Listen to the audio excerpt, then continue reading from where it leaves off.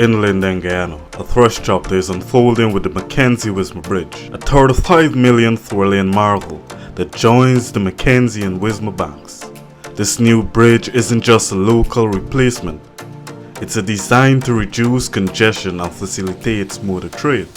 China Railway Construction Limited is behind the build, crafting a slick 220 meter span set to be ready by April 2026. But this bridge is more than just a local fix.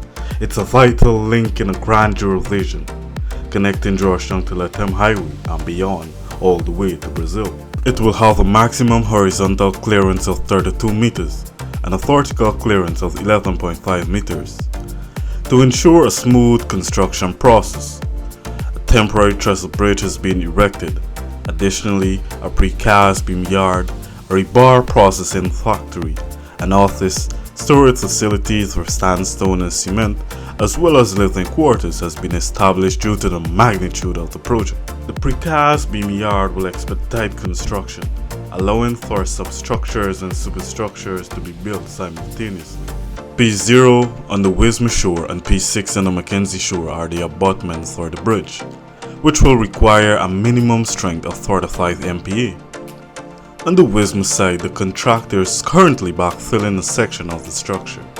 The concrete bore pile installation for the bridge foundation has successfully completed piles from each section of P1 to P5, with an average length of 62.6 meters, which is 1.5 times the length of the Pegasus Hotel, thus marking a critical step before proceeding to the pile caps construction.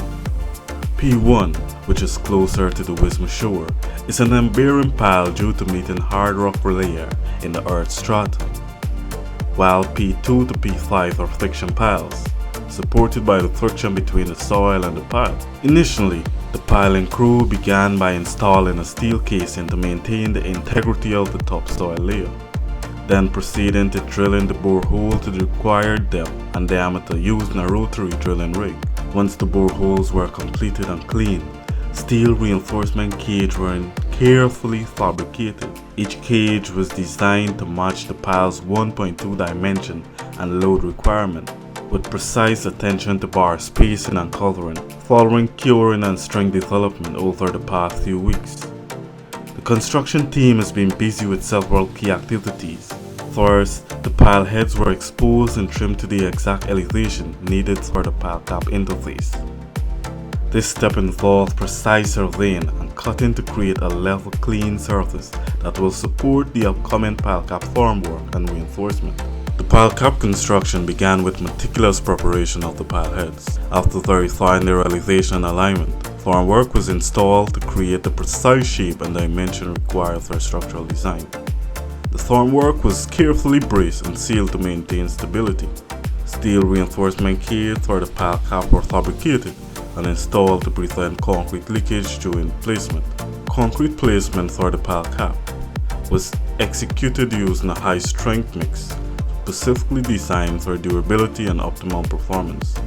With the pile cap strength and form, work progressed to the construction of the 1.5 meter pier. Formwork for the pier walls and column is being erected, designed to withstand the pressure of fresh concrete and ensure dimensional accuracy. The bend cap reinforcement has commenced at P1, where workers are currently working on the steel reinforcement for the 23.4 meter long section.